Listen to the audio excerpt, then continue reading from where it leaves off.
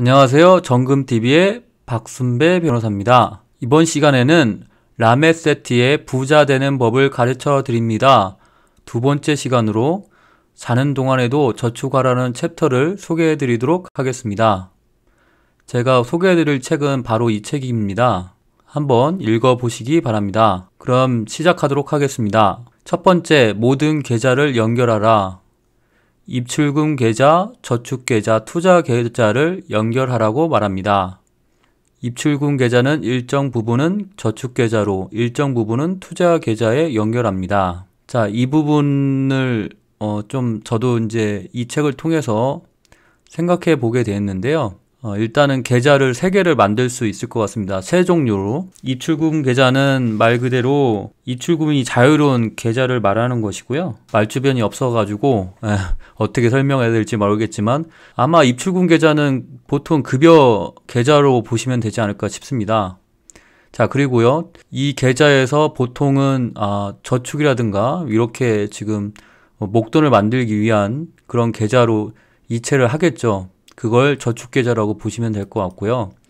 그 다음에 이제 투자 계좌를 생각해 볼 수 있는 건데, 일반적으로는 증권 계좌를 생각하시면 좋을 것 같습니다. 아니면 저희 은행에 가시면 예를 들어서 연금저축이라든가 연금저축펀드 이런 거 지수에 투자를 해서 주식이나 펀드에 투자를 하는 그런 계좌를 말하는 것 같습니다. 그렇게 이해를 하시면 무리는 없을 것 같아요. 그래서 이런 계좌가 연결되도록 하라는 것이고요. 자, 그러면 이 부분을 본격적으로 한번 살펴보도록 하겠습니다. 자, 이 사진을 보면 어떻게 느껴지시나요? 이렇게 연결되어 있는 걸 말하는 거죠. 이렇게 서로 이런 네트워크라는 개념을 생각하시면 될 것 같습니다. 자, 그러면 이렇게 연결된 계좌를 자동화 자금 흐름 시스템으로 만들어라 라는 것인데요. 일종의 이제 그 자동 이체 설정을 통해서 현금 흐름을 자동화한다는 것입니다. 예를 들어서 입출금 계좌에서 저축 계좌로 현금 흐름을 만드는 것인데요. 이것을 매달 자동 이체 설정을 해놓는 것입니다. 입출금 계좌에 만약에 급여가 500만 원 찍힌다. 그러면 매달 나는 이 돈 중에 몇 퍼센트를 저축을 하겠다. 예를 들어서 10%를 저축을 하겠다라고 생각을 하면 목표를 설정했으면 그게 지난 시간에 말씀드린 의식적 지출 계획이겠죠. 의식적 지출 계획에서 10%를 저축으로 사용한다고 생각을 하면 그것을 매달 급여가 들어온 날 바로 다음 날에 자동 이체를 거는 겁니다. 그래서 500만 원 중에 50만 원을 저축 계좌로 이동을 시킨다는 것이죠. 그런데 자동화 이런 시스템을 만들지 않으면 매달 그 돈을 먼저 이체시키지 않으면 결국에는 그 돈을 카드값이라든가 이런 걸 사용하고 그 남은 돈 예를 들어서 용돈을 쓰고 그 다음에 어떤 물건을 사고 옷을 사고 여행을 가고 이러다 보면 남는 돈이 없게 되는 것이거든요. 그러면 소비를 하고 남은 돈이 만약에 10만 원이 남았다. 그러면 그 달에는 10만 원만 결국에는 저축한다고 보시면 될 것 같아요. 그렇지만 그렇게 하지 않고 급여에서 바로 자동 이체 설정을 해서 그 돈을 50만 원을 바로 떼어 놓는 것이죠. 그 돈은 저축을 위해서 사용하겠다.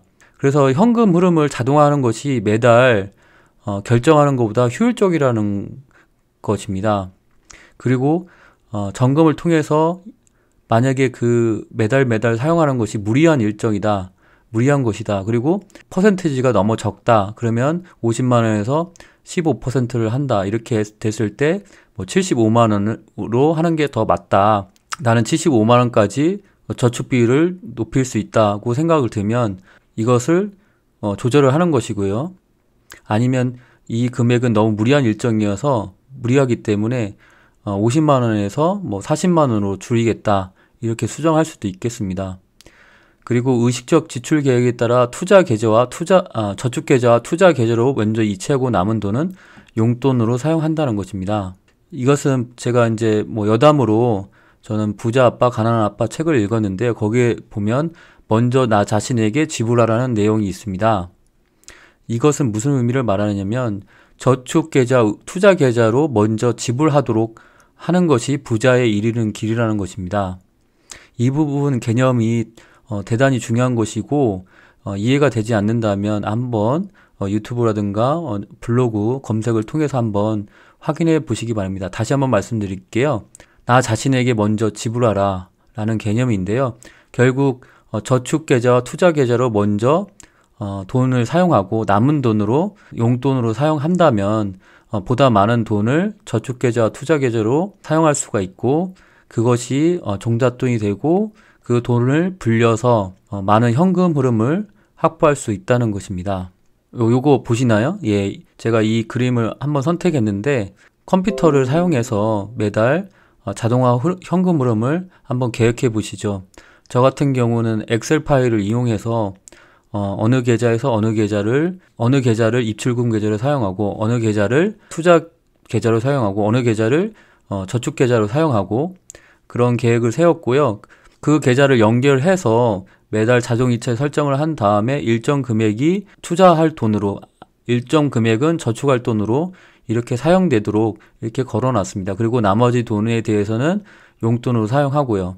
그래서 이렇게 사용할 때 용돈이 생각보다 많이 남는다고 하면은 저축계좌와 투자계좌로 많은 돈을 더 넣을 수 있겠죠. 아니면 생각보다 용돈이 너무 작아서 이거는 나의 생활에 안 맞는다 이렇게 생각을 하면 저축계좌, 투자계좌를 조절할 수 있고 그 나머지 돈으로 용돈을 사용할 수 있을 것입니다.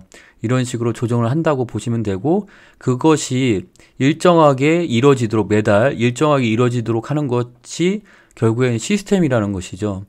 매달 일정한 룰이 없고 뭐 대충 뭐 기분에 따라서 마구잡이식으로 이렇게 투자를 한다라든가 저축을 한다는 것은 그건 시스템이라고 볼 수가 없습니다. 시스템의 힘이라는 것은 위력이 있다는 것이죠. 많은 부자들이 그런 시스템을 이용해서 투자와 저축을 해야 된다고 말하고 있는 것 같습니다. 저도 그 말에는 100% 동감을 합니다. 네, 여러분들도 한번 그렇게 계획을 한번 세워보시죠. 세 번째로는 투자 계좌에 입금된 돈으로는 인덱스 지수에 투자라는 것입니다. 대표적인 인덱스 지수는 S&P가 있고 SOXX, 그 다음에 QQQ 이런 것들이 있는데요. 검색을 해보시면 아마 금방 아실 수 있을 것입니다. S&P 지수는 제가 알기로는 정확한 내용인지는 모르겠지만 워렌 버핏이 그 유언장에 그 배우자에게 만약에 내가 죽거든 S&P로 투자를 해라 이렇게 유언을 남겼다고 해요. 그만큼 S&P 같은 경우는 안정적이고 일정한 수익률을 자랑한다는 것입니다. 그리고 XOXX 이거는 필라델피아 반도체 지수를 말하는 것인데요. 요즘에 이제 반도체가 각광을 받고 있죠. 왜냐하면 4차 산업혁명에서 인공지능 이런 것들을 구현을 하려면 반도체가 반드시 필수적으로 들어가기 때문입니다. 그리고 QQQ 이것은 제가 알기로는 나스닥 지수를 추종하는 것으로 알고 있고요. 이것도 많은 분들이 추천을 하고 있는 인덱스 지수라고 보시면 됩니다. 인덱스 지수의 경우에는 12에서 15% 이상의 꾸준한 수익률을 자랑한다고 합니다. 그렇기 때문에 만약에 투자에 대한 지식이 부족하신 분들은 욕심을 내지 말고 인덱스 지수에 꾸준하게 투자하라는 것입니다. 오늘 영상이 어떻게 여러분들에게 도움이 될지는 모르겠는데요. 혹시라도 이 영상을 보시고 도움이 되셨다면 앞으로 제가 많은 정보를 법률 정보뿐만 아니라 투자 정보 이런 재테크 정보까지 올릴 계획입니다.